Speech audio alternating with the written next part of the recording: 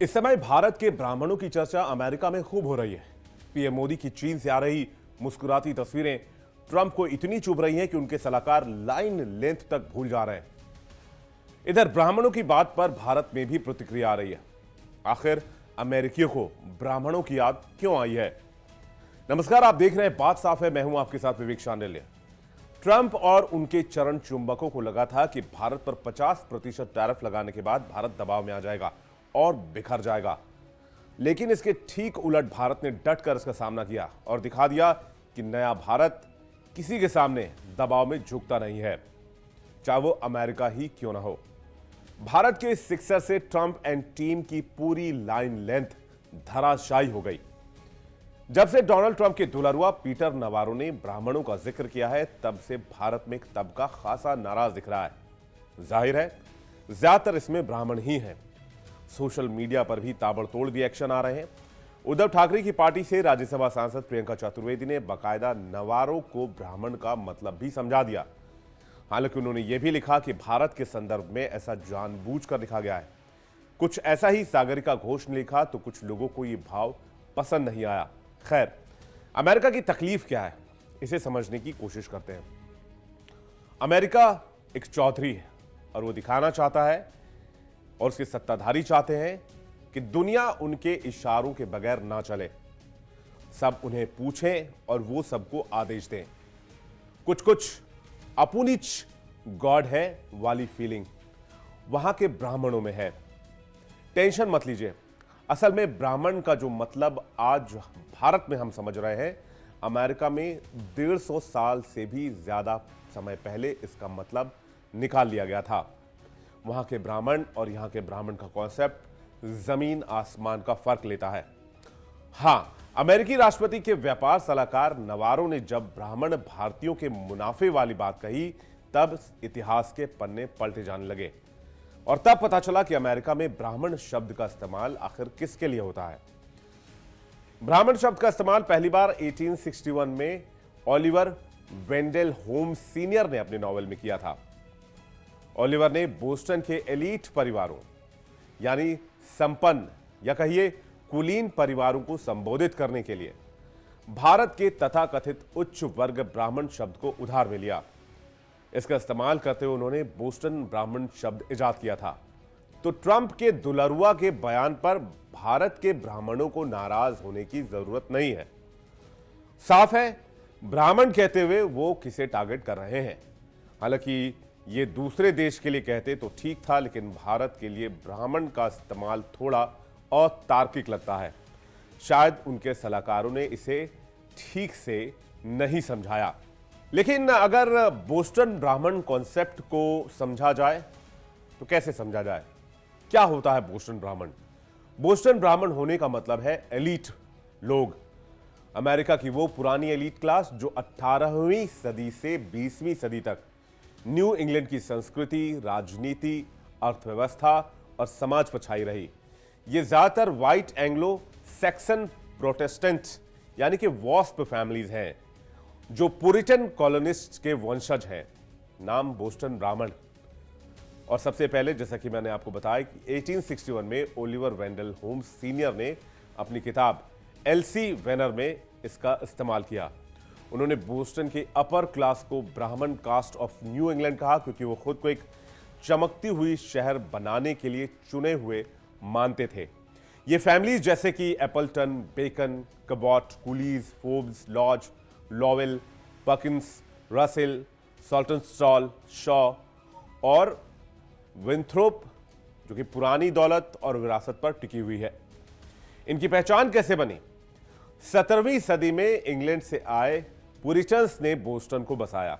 18वीं सदी में shipping, merchant trade और बैंकिंग से अमीर बने।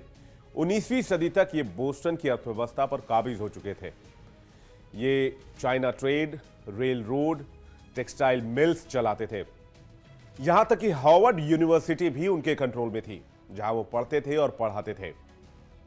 वो संस्कृति के संरक्षक बने, जिसमें उन्होंने Boston symphony orchestra, museum of fine arts, Boston Athenaeum जैसी संस्थाएं बनाई। उन्होंने राजनीति में मौजूदा समय की पार्टी रिपब्लिक्स को भी सहयोग दिया। हालांकि इन परिवारों ने प्रवासियों के साथ बहुत बुरा किया, साथ ही ईसाइयों में भी वो आयरिश कैथोलिकों से दूरी बरतते थे। आसान भाषा में समझे तो भारत के ब्राह्मणों से इनका कोई लेना देना नहीं है, क्योंकि ये भारत के ब्राह्मणों से बिल्कुल अलग है। भारत में ब्राह्मण एक धार्मिक कास्ट है जो वेदों, पूजा पाठ और ज्ञान के रखवाले माने जाते हैं। बोस्टन ब्राह्मण कोई धार्मिक ग्रुप नहीं है, बल्कि सेक्युलर एलीट क्लास है जो दौलत, शिक्षा और विरासत पर आधारित है। वो यूनिटेरियन या एपिस्कोपल चर्च फॉलो करते हैं, लेकिन रिलीजन से ज्यादातर कल्चर पर जोर देते हैं। नाम में भारत की छाया है, इसलिए ब्राह्मणों की चर्चा भारत में बहुत हो रही है, क्योंकि होम्स ने हिंदू ब्राह्मणों की तरह उन्हें हाईएस्ट इंटेलेक्चुअल क्लास माना। भारत के ब्राह्मण रिलीजियस ड्यूटीज निभाते हैं, जबकि बोस्टन वाले बिजनेस और सोसाइटीज लीड करते हैं। अंतर यह है कि बोस्टन ब्राह्मण में मैरिज से एंट्री हो सकती है, जबकि भारत में कास्ट जन्म से ही ब्राह्मण में एंट्री फिक्स है। ऐसे में जब प्रधानमंत्री नरेंद्र मोदी चीन में पुतिन और जिनपिंग के साथ हंसते हुए नया वर्ल्ड ऑर्डर सेट करते दिख रहे हैं, तो ट्रंप के अपने लोग, ट्रंप की टीम भारत पर कीचड़ उछालने की कोशिश कर रही है, भारत के लोगों में दरार डालने की कोशिश कर रही है और शायद ट्रंप एंड कंपनी काफी नाराज है और उनका जलना भी लाजमी है। इन सब के बीच नवारों को कुछ समझ नहीं आया, तो उन्होंने कह दिया कि आम भारतीयों की कीमत पर ब्राह्मण रूसी तेल खरीद से मुनाफा कमा रहे हैं और इसे रोकने की जरूरत है। एक इंटरव्यू में ट्रंप के सलाहकार ने पीएम मोदी को महान नेता बताते हुए कहा, यह समझ नहीं आ रहा कि मोदी रूसी राष्ट्रपति व्लादिमीर पुतिन और चीन के राष्ट्रपति शी जिनपिंग के साथ कैसे दोस्ती बढ़ा रहे हैं। असल में यहां अमेरिका की वही समस्या है जिसका जिक्र हमने ऊपर किया। ट्रंप तो पाकिस्तान के आर्मी चीफ को बुलाकर पीएम मोदी को कनाडा से बुलाकर एक फोटो खिंचवाकर नोबेल पुरस्कार पक्का करवाना चाहते थे। इससे दुनिया में यही मैसेज जाता कि ट्रंप चाह ले तो कुछ भी असंभव नहीं है इस ब्रह्मांड में। लेकिन पीएम मोदी उनसे 2 कदम आगे थे और वो समझ गए थे कि आखिर ट्रंप की रणनीति क्या है। अब वो खुद जो कर रहे हैं वो ट्रंप गुट को रास नहीं आ रहा, तो एक तरह से बौखलाहट ही है। उल्टे पाकिस्तान के प्रधानमंत्री शहबाज शरीफ चीन में दुबके हुए नजर आए तो ट्रंप को और झल्लाहट हो रही होगी कि उनके पालतू या यूं कहिए कि उनके लाडले को एससीओ में साइडलाइन क्यों कर दिया गया। हालांकि नवारो ने कहा है कि भारत टैरिफ का महाराजा है। आपको याद होगा कि नवारो वही व्यक्ति हैं जिन्होंने कुछ समय पहले भारत और पीएम मोदी की निंदा करते हुए यूक्रेन रूस संघर्ष को मोदी का युद्ध बताया था। खैर ये पता नहीं नवारो कभी भारत आए हैं या नहीं आए हैं। अगर वो आए तो उन्हें पूजा पाठ करने वाले ब्राह्मणों से मिलना चाहिए जो मुनाफा पर काम नहीं करते।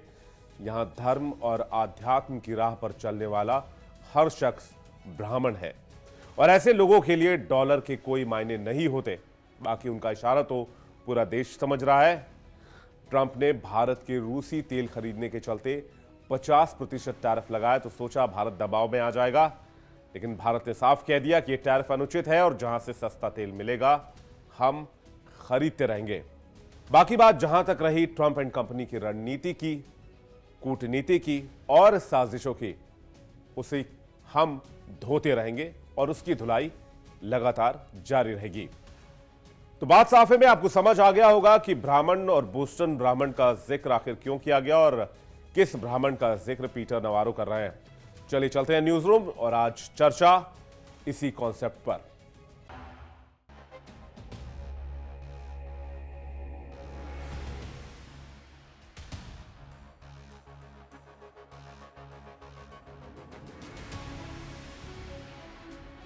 नमस्कार, स्वागत है आपका आपके फेवरेट कार्यक्रम न्यूज रूम में, जहां पर हम हर रोज एक नए मुद्दे को लेकर आते हैं और उसी पर चर्चा करते हैं और हम सभी एंकर्स अपनी अपनी राय और उसमें क्या फैक्ट्स हैं, क्या अपडेट्स हैं, वो तमाम जानकारी आपके साथ साझा करते हैं। और आज का जो मुद्दा है वो एक ऐसे बयान को लेकर है जो कि पीटर नवारो के द्वारा दिया गया है। और वो देखिए, एक होती है मानसिकता, घृणित मानसिकता, और एक होती है कि भाई मानसिकता ही आपकी खराब, मानसिक संतुलन ही आपका जब बिगड़ जाता है तब आप इस तरीके की बयानबाजियां करते हैं। उनकी तरफ से जो बयान सामने आया है वो बेहद दुखद है जिस तरीके से वो कहा गया, उसकी निंदा की जानी चाहिए, कड़े शब्दों में निंदा की जानी चाहिए। उनका ये कहना है कि भाई ये जो तेल खरीदा जा रहा है, खासतौर पर पूरा मुद्दा जो तेल के खेल का है, ट्रंप ने जो टैरिफ भारत पर लगाया, पहले 25 फिर 50% लगाया, और फिर ट्रंप का आरोप लगाना भारत पर कि आप सस्ते दरों पर तेल खरीद रहे हैं रूस से। यहाँ पर साफ साफ उन्होंने कह दिया कि ब्राह्मण जो है, पीटर नवारो के ये शब्द मैं कोट कर रहा हूँ कि भाई Brahmins are profiteering at the expense of the Indian people, यानी ब्राह्मण जो है वो पैसा कमा रहे हैं। किसको नुकसान है? यहाँ पर भारतीय लोगों को नुकसान है, उनसे फायदा जो है वो ब्राह्मण लेकर यहाँ पर जो पूरा का पूरा मुनाफा कमा रहे हैं। अब इस तरीके की बयानबाजी की आवश्यकता क्या थी, ये समझ नहीं आता। और लगातार जिस तरीके से ट्रंप की नहीं चल रही है, उनकी तरफ से जो भी स्टेटमेंट सामने आते हैं, उनकी जो टैरिफ्स को अब लोगों ने ऐसा लेना शुरू कर दिया जैसे कोई बच्चा होता है, बार बार अजीबोगरीब उलझुल बयानबाजी करता है। तो ट्रंप की अब इतनी ही वैल्यू रह गई है बातों की अब। लेकिन पीटर नवारो की तरफ से ये कहे जाना, वो भी एक इंटरव्यू के दौरान, और जबकि नेगोशिएशंस जो चल रहे हैं, तमाम चीजें हो रही हैं, प्रधानमंत्री नरेंद्र मोदी चीन भी गए थे, उस दौरान इस तरीके का स्टेटमेंट आना ये बताता है कि भाई उनको कितनी मिर्ची लगी। नमस्कार, मैं हूं आशीष सिन्हा। पीटर नवारो जिस ब्राह्मण कम्युनिटी का जिक्र कर रहे हैं, उसे भारत के संदर्भ में देखकर चला नहीं जा सकता। उसके पीछे वजह है, उस बात को हमें समझना होगा और जानना होगा। अमेरिका में जो ब्राह्मण कम्युनिटी की जो पहचान है, वहां पर उसे बोस्टन ब्राह्मण कहते हैं। दरअसल 1498 में कोलंबस ने अमेरिका की खोज की थी। उसके बाद अमेरिका में अलग अलग जगह से जो लोग थे वो आके बसना शुरू हुए। ठीक उसी कड़ी में 17वीं और 18वीं शताब्दी में जो बोस्टन के लोग थे, इंग्लैंड के, इनकी एक खासियत थी कि ये अर्थव्यवस्था, राजनीतिक और समाज पर जो इनकी छवि है वो बिल्कुल अंग्रेजों वाली थी, यानी ब्रिटिश अंग्रेज वाली थी। और वहीं से जाकर ये बसते हैं जिन्हें बोस्टन ब्राह्मण कहते हैं। 18 से 20वीं सदी तक इनका प्रभुत्व बहुत ज्यादा रहा। और बोस्टन ब्राह्मण का मतलब यहां पर यह है कि एलीट क्लास, जो बिल्कुल एलीट क्लास होता है, उसे बोस्टन ब्राह्मण अमेरिका के शब्दों में कहते हैं। इसको लेकर एक जिक्र मिलती है, किताब है, वेंडर होम्स सीनियर ने 1861 में अपनी किताब में इसका जिक्र किया था, जिसे एलसी बैनर में गढ़ा गया था। नाम था बोस्टन ब्राह्मण। 1861 के बाद ये किताब जो थी वो प्रभुत्व में सामने आई थी। तो अब वो ये कह रहे हैं कि भाई कुछ लोग हैं जो रूस के हाथों जो है वो उन्होंने सब कुछ बेच दिया है या फिर रूस के हाथों बिक गए हैं। क्या कुछ कहा है वो मैं आपको बता रहा हूं। ट्रंप के सलाहकार हैं, ट्रेड सलाहकार हैं पीटर नवारो। इन्होंने कहा कि भारतीय ब्राह्मण जो है वो रूसी तेल खरीद कर मुनाफाखोरी जो है वो कर रहे हैं। भारतीय ब्राह्मण का मतलब उसी बोस्टन ब्राह्मण से लिया जाए जो एलीट क्लास होता है अमेरिका का। तो इसे ब्राह्मण कम्युनिटी जो है वो अपने ऊपर ना ले। उन्होंने कहा कि भारत के ब्राह्मण रूसी तेल से मुनाफा कमा रहे हैं, जिसकी पूरी कीमत जो है वो भारत चुका रहा है। यहां भी नहीं रुके, भारत रूस से तेल खरीदकर उसे यूक्रेन पर हमला करने के लिए पैसा दे रहा है, इसलिए सबसे ज्यादा टैरिफ झेल रहा है।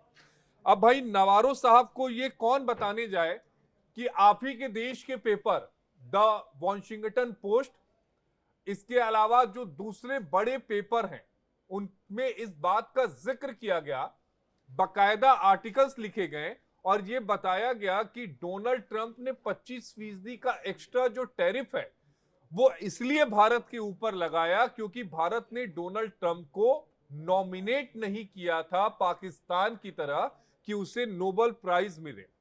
दूसरी अहम बात, जो न्यूयॉर्क टाइम्स, वॉशिंगटन पोस्ट के हवाले से जो खबर थी उसमें इस बात का भी जिक्र है कि डोनाल्ड ट्रंप ने 35 बार ये क्लेम किया और ये कहा कि भाई उन्होंने भारत और पाकिस्तान के बीच में युद्ध रुकवाया, लेकिन भारत की तरफ से झटक दिया गया। प्रधानमंत्री नरेंद्र मोदी ने सदन में यह बात बिल्कुल साफ तौर पर रखी कि किसी भी तीसरे देश का कोई दखल नहीं है। ये वो दो बातें थी जो डोनाल्ड ट्रंप को नागवार गुजरी। अब नवारो साहब को एक और चीज में बताना, समझाना, दिखलाना चाहता हूं। आज वो किसी भी पेपर की हेडलाइन देख ले, वो बीबीसी की देख ले, वो अल जजीरा की देख ले, वो न्यूयॉर्क टाइम्स की देख ले, वो वॉशिंगटन पोस्ट की देख ले, वो रॉयटर्स की देख ले, हर जगह की आज हेडलाइन में यह लिखा हुआ है कि डोनाल्ड ट्रंप ने जो टैरिफ बम भारत पर फोड़ने की सो कॉल्ड कोशिश की, उसका खामियाजा अमेरिका को उठाना पड़ा। उसके पीछे डिटेल आर्टिकल है। उस आर्टिकल में यह बताया गया है कि डोनाल्ड ट्रंप के इस फैसले से भारत और चीन के बीच में जो बर्फ जमा थी, वो बर्फ धीरे धीरे पिघलनी शुरू हो गई है। 2024 में उसका उदाहरण हमें देखने को मिला, जब कैलाश मानसरोवर की यात्रा में कुछ ढिलाई चीन की तरफ से दी गई। 2025 की शुरुआत में मार्च में जब डोनाल्ड ट्रंप की तरफ से टैरिफ बम की बात आई, उसके बाद से यानी आज की तारीख में भारत और चीन के बीच में 18% व्यापार बढ़ चुका है। एक और अहम बात इस आर्टिकल में लिखी गई है कि अमेरिका की नीति हमेशा से रूस और चीन के खिलाफ रही है, लेकिन कल जो तस्वीरें सामने आई, जिसमें चीन के राष्ट्रपति शी जिनपिंग, भारत के प्रधानमंत्री नरेंद्र मोदी और रूस के राष्ट्रपति पुतिन का एक साथ आना, 3 महाशक्तियों का गठजोड़ नजर आया है। अगर अमेरिका से इनकी आबादी की तुलना करें तो 9 गुना ज्यादा है। अगर अर्थव्यवस्था की बात करें तो 4 गुना ज्यादा है। परमाणु बम की बात करें तो 1200 परमाणु बम ज्यादा है इन 3 मुल्कों के पास मिलाकर। यानी कुल मिलाकर कहें तो नवारो साहब जो सलाह देते हैं डोनाल्ड ट्रंप को, वो इस बात को भी समझा दें कि आज की तारीख में अमेरिका अलग थलग पड़ गया है। ऑस्ट्रेलिया अलग जा रहा है, जापान अलग जा रहा है, साउथ कोरिया अलग जा रहा है, यूरोपियन कंट्रीज अलग जा रहे हैं। ये सब के सब भारत की तरफ तेजी से आ रहे हैं। और कहते भी हैं शिवम कि कोई भी राजा तभी शक्तिशाली होता है और उसका राजवंश या फिर उसका राजतंत्र आगे जाता है जब उसके पास अच्छे मंत्री हो। अकबर महान नहीं था, अकबर उन्हीं परिवार में से आता था जो लुटेरे थे। हाँ, सच्चाई निकल जाती है दिल से कभी कभी, तो ये लुटेरों के परिवार से ये अकबर आया था। अकबर महान नहीं था, लेकिन अकबर के जो नौरत्न थे, चाहे टोडरमल जी हो, चाहे बीरबल हो, ये वो नौरत्न थे जिन्होंने सत्ता को संभाला था। तो इस बात को समझना पड़ेगा नवारो साहब को भी कि आप क्या सलाह दे रहे हैं। मैं इसमें एक ऐड करूंगा, फिर नैना पलक भी हमारे साथ हैं। ये इसमें पॉलिटिकल रिएक्शन से प्रियंका चतुर्वेदी ने कहा कि भाई वो रेफरेंस बॉस्टन ब्राह्मण्स को लेकर नहीं था। और देखिए, अगर आप डिवाइड करेंगे पॉलिटिकल इसको पूरे कॉन्टेक्स्ट को, तो एक लेफ्टिस्ट हो गए, एक राइटिस्ट हो गए। आइडियोलॉजी में नाम नहीं लूंगा। लेफ्टिस्ट बहुत समझा रहे हैं कि ये पूरा का पूरा जो है ना, ये बॉस्टन ब्राह्मण से, हालांकि आपने जो कोट किया वह आपने फैक्ट्स के आधार पर किया। वो कह रहे हैं कि पीटर नवारो उन्होंने जरूर, उनको पता होगा कि अगर मैं ब्राह्मण शब्द का इस्तेमाल करूंगा तो इंडियन कॉन्टेक्स्ट पर उसका क्या असर होगा। जब बहुत पहले भी जो ब्राह्मण अरे तो नहीं, एक बात मुझे समझाइए कि भारतीय दृष्टिकोण से क्या फर्क पड़ेगा। मैं बताता हूँ भाई, प्रधानमंत्री हमारा ब्राह्मण है क्या? मोदी भी ब्राह्मण नहीं है, राष्ट्रपति हैं क्या? एलीट क्लास से मुकेश अंबानी भी ब्राह्मण नहीं है, ऐसा कोई ब्राह्मण नहीं है। लेकिन अडानी ब्राह्मण है क्या? वो बता रहा हूँ, कोई ब्राह्मण नहीं है, यही आपको समझना होगा। लेकिन उसने ब्राह्मण शब्द का इस्तेमाल इस तौर पर भी किया हो सकता है। ये मैं दूसरों के ओपिनियंस के साथ साथ में जोड़ के कि भाई इस सरकार पर तो एक ब्राह्मणिकल पैट्रियार्की जिस तरीके का शब्द इस्तेमाल किया जाता है, मौजूदा सरकार को विपक्ष की तरफ से कैसे ब्राह्मणवादी होने विपक्ष में जरूर जो नेता विपक्ष है वो ब्राह्मण है। वो तो ठीक है, वो तो राहुल गांधी जी, वो भी एक बड़ा प्रश्न है। खैर, वो अच्छी बात है। लेकिन विपक्ष की तरफ से ब्राह्मणवादी सरकार होने का आरोप किस कदर लगता है मौजूदा सरकार के ऊपर। अब उसमें चाहे आप आरएसएस को ले लीजिए, वो इन्वॉल्व करते हैं। तो ये तमाम आरोप और फिर पीटर नवारो का ये बयान, ये केवल बॉस्टन ब्राह्मण्स तक मुझे सीमित नहीं लगता। उन्होंने एक ऐसा तीर चलाया, उन्हें पता है कि हम इस पे चर्चा करेंगे। नहीं, मुझे समझ में नहीं आ रहा है कि यहाँ पर ब्राह्मण, उनको समझ में भी आता होगा कि हमारे यहाँ वर्ण व्यवस्था क्या है। वर्ण व्यवस्था बॉस्टन ब्राह्मण एलिट्स को लेकर वो निकला तो ब्राह्मण से ही। माने जो हिंदुस्तान में जो एलिट्स थे, जो सोशली अपवर्ड क्लास के तौर पर उनको, अरे भाई, हर युग तो सनातन के पास ही रहा, त्रेता भी रहा, सतयुग भी रहा, द्वापर भी रहा, कलयुग में बाकी लोग आए ना। देखिए, वो 1800 जबकि भी बात है जब बॉस्टन ब्राह्मण्स को कॉइन किया गया, लेकिन लिया ब्राह्मण से ही गया और ब्राह्मण्स एलीट माना। इसीलिए कहा गया ना कि भाई देखिए, नहीं समझिए ना, 1498 में जब कोलंबस ने खोज की थी तो वहां तो आदिवासी थे, जो बसे तो बाहर से जाके लोग बसे ना, तो इसीलिए वो बोस्टन ब्राह्मण का कॉन्सेप्ट है। हमारी दो सहयोगियों को भी आगे चलते हैं। शुक्रिया बहुत बहुत आशीष और शिवम, आप दोनों का। लेकिन समय कम है तो क्लोजिंग कर दे डायरेक्ट। शुक्रिया। देखिए, मुख्य बातें तो हालांकि शिवम और आशीष बता चुके हैं, लेकिन पीटर नवारो पहला मौका नहीं है जब पिछले कुछ वक्त से जब भारत और अमेरिका के बीच में इस तरह की परिस्थितियां बनी हो और उसके बाद से उनकी तरफ से प्रतिक्रियाएं सामने आई।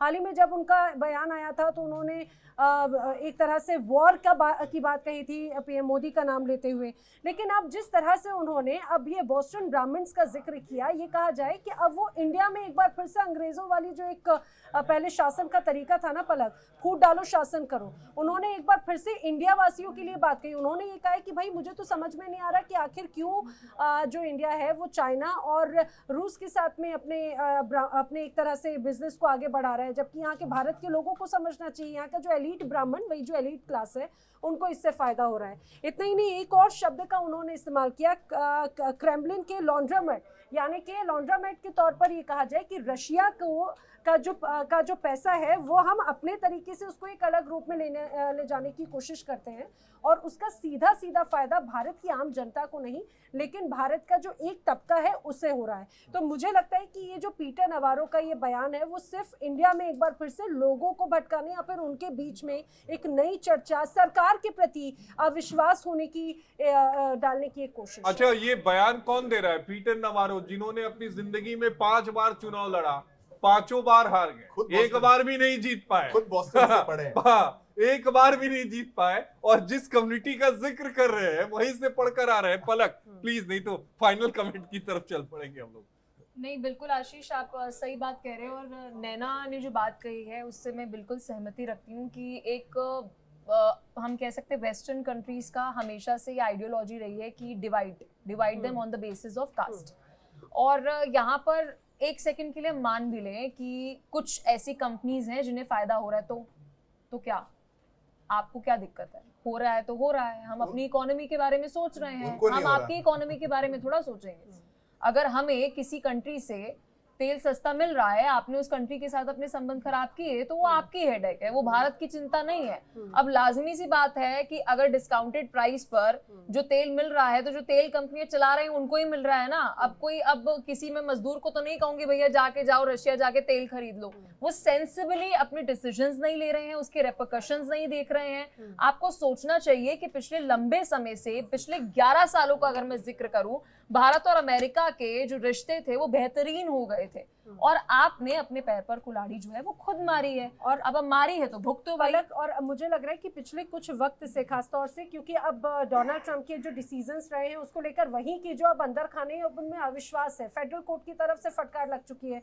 लेकिन पीटर नवारो ने दरअसल 1984 में एक किताब लिखी थी और बाकायदा वो खुले व्यापार का समर्थन करते थे, और हमने ये भी देखा है कि लगातार खुले व्यापार के समर्थन के साथ में सबसे ज्यादा नाराजगी उनका कहना था भाई अमेरिका पहले बहुत समृद्ध था क्योंकि वो मेक इन अमेरिका वाले कॉन्सेप्ट पे चलता था, जब वो खुद चीजों को निर्मित करता था। लेकिन जब से WTO में चीन की एंट्री हुई उसके बाद में अमेरिका की स्थिति बदलती चली गई और अब चीन के साथ में India, make in India, yes make in India, चीन जो है अपने आप में फिर वो उनको और खलबली make America great once again का जो स्लोगन है, दरअसल इसके पीछे कॉन्सेप्ट पीटर नवारो का ही है। पीटर दरअसल उसी औद्योगिक काल में अमेरिका को लेकर जाना चाहते हैं जब पूरी चीजों का निर्माण, जब चाइना तो 1990 के बाद आया ना प्रकाश में, उससे पहले चाइना नहीं था, मतलब चाइना था लेकिन इतना ज्यादा नहीं था।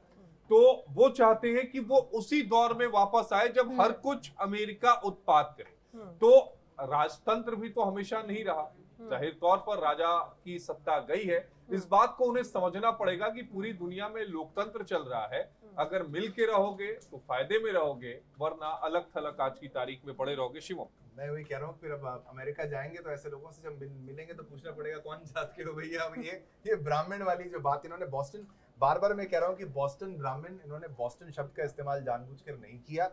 कॉमनली उनको बोस्टन ब्राह्मण्स एलीट दिखाने का प्रयास जिस तरीके से किया जाता है, और इसमें पॉलिटिकल रिएक्शंस भी आ गए। जिक्र किया क्यों, ये भी बहुत जरूरी है ना। वो पता है इसका असर एक तरह से वो भारत में एक अलग चर्चा चलना चाह रहा है बीजेपी और आरएसएस से लिंक अरे जो बहुत बार हम देखते हैं कांग्रेस की तरफ से भी तो कहा जाता है कि एक वो अमीर हो रहे हैं, गरीब हो रहा है। ठीक है, मैं कह रही हूँ इसमें वेल्थ डिस्ट्रीब्यूशन इंपॉर्टेंट है, लेकिन आप कंट्री टू कंट्री नहीं बोल सकते ना। डिस्काउंटेड प्राइस पर अगर मिल रहा है तो खरीद रहे हैं भाई। एक डीप स्टेट भी है, और डीप स्टेट को भी आपको समझना चाहिए कि भाई उनको पता है कि हमें कहाँ पर क्या बोलना है और इसका क्या असर होगा। एलिट्स भी बोल सकता था वो, उसने ये एलिट्स क्यों नहीं बोला? Yes. इतना ही अगर उसको समझदार दिखाना था दुनिया के सामने बिल्कुल। खुद को। और ये है कि भाई उनको प्रॉफिट नहीं हो रहा है कि भाई the Boston Brahmins are not profiteer, तो ये उनको दिक्कत है असल में, और कोई दिक्कत नहीं है। और सारी परेशानी की जड़ सिर्फ केवल इतनी है कि भाई उनको यहाँ पर लाभ जो है वो नहीं। हालांकि कल जो तस्वीरें आई थी शिवम, उसने अमेरिका को बेचैन करके रखा है और ये उसकी बौखलाहट है। कल जिस गर्मजोशी के साथ चीन के राष्ट्रपति ने प्रधानमंत्री नरेंद्र मोदी का स्वागत किया, रेड कारपेट बिछाया गया, प्रधानमंत्री नरेंद्र मोदी उस रेड कारपेट से गए। आज इस अगले साल जो क्वाड का सम्मेलन होने वाला है, आपको ध्यान में होगा कि उसमें अमेरिका को भी आना था, तो डोनाल्ड ट्रंप ने मना कर दिया। उन्हें इस बात का शायद एहसास हो गया था कि भाई रेड ना मिले, हो सकता है पिंक मिल जाए और कहीं छेद वाला कारपेट हम लोग ना बिछा दें, जिस तरह से उनकी हरकतें हैं। बहरहाल, लेकिन वो तस्वीरें इसलिए खास थी क्योंकि एक तरफ हम देख रहे हैं प्रधानमंत्री नरेंद्र मोदी रूस के राष्ट्रपति पुतिन के साथ मुलाकात कर रहे हैं, चीन के राष्ट्रपति शी जिनपिंग के साथ गर्मजोशी के साथ मुलाकात कर रहे हैं। वहीं दूसरी तरफ जो शहबाज शरीफ है, जो पाकिस्तान का प्रधानमंत्री है, वो बिल्कुल ऐसे दरबान की तरह हाथ ऐसे फोल्ड करके खड़ा है। आप देखिए तो ऐसे तिरछी निगाहों से जब प्रधानमंत्री नरेंद्र मोदी और रूस के राष्ट्रपति पुतिन एक साथ जा रहे थे, हाँ, तो वो जैसे तिरछे से ऐसे भी देख रहा था और बिल्कुल ऐसे हैंड थे, हैंड फोल्डेड। वो तस्वीरें तो जरूर आप लोग उम्मीद क्या देखिएगा। कर रहे हैं आशीष उनसे? वो उस तस्वीर को का जो एक व्यापक एक पैमाना है, स्तर है, वो बड़ी पिक्चर दर्शाती है। तो आप उनसे उम्मीद क्या कर रहे हैं? वो क्या वो खुश होंगे उनके चेहरे पर? वही तो, उनकी तो चिंता बढ़ गई अब तो। अरे भाई, जब आप वो देख रहा है कि मालिक के साथ, मेरे मालिक के साथ ही मोदी जी क्यों जा रहे हैं? तो कई मालिक एक्चुअली होता क्या है ना कि कई बार मालिक का जो ड्राइवर होता है ना, वो मालिक से बड़ा हो जाता है। उसे लगता है कि ड्राइवर है भी, हाँ, वो ड्राइवर नहीं, इमरान खान ने तो गाड़ी चलाई है, ये तो आपको पता, नंगे पैर चले, सब कुछ किया है उन्होंने। तो वो दरबान क्या, मैंने तो उनको बताया था, सुबह भी लाइव किया था, तो कि भाई वो दरबान भी नहीं है जो 5 स्टार होटल के बाहर एक कचरे की पेटी होती है, डब्बा होता है, वहां बस कीजिए, कितना उनको एकदम ऐसे भिगो के मारेंगे। बहुत प्रेम देना चाहिए। अंत में कुछ अब तक मेरा तो यही कहना है कि अगर हम तेल खरीद रहे हैं तो हम खरीद रहे हैं। अब जो व्यापार कर रहा है उसमें ट्रेड कर रहा है तो वही खरीदेगा। लाजमी सी बात तो ये नहीं है कि नैना, मैं, आशीष भी तेल खरीदने लग जाए। तो ये जो बयान दिया गया है, हमारी जनता को ये समझना चाहिए। गाड़ी में डलवाने के लिए नहीं, वो डायरेक्टली हम जाके नहीं रशिया जाके खरीद सकते ना, कि भैया कोई जाके बोले कि नहीं, वो तो कच्चा तेल करते हैं, यहाँ तो रिफाइनरी फिर में उसको आगे से प्रोसेस करके फिर हम तक पहुंचता है। हाँ। तो ये तो कॉमन सेंस है जो अमेरिकन को मुझे लगता है थोड़ी यूज करनी चाहिए। नहीं, अमेरिकन की बात मत करिए, यहाँ पे 2-4 हैं खुरापाती हैं। पूरे अमेरिका की आवाम को नहीं इसमें ला सकते क्योंकि वो भी डोनाल्ड ट्रंप और उनके इन गुर्गों से जो है वो परेशान आ चुके हैं। न्यूज रूम में आज के लिए इतना ही। कल फिर हम किसी नए विषय, नए टॉपिक के साथ आपके साथ चर्चा में आएंगे।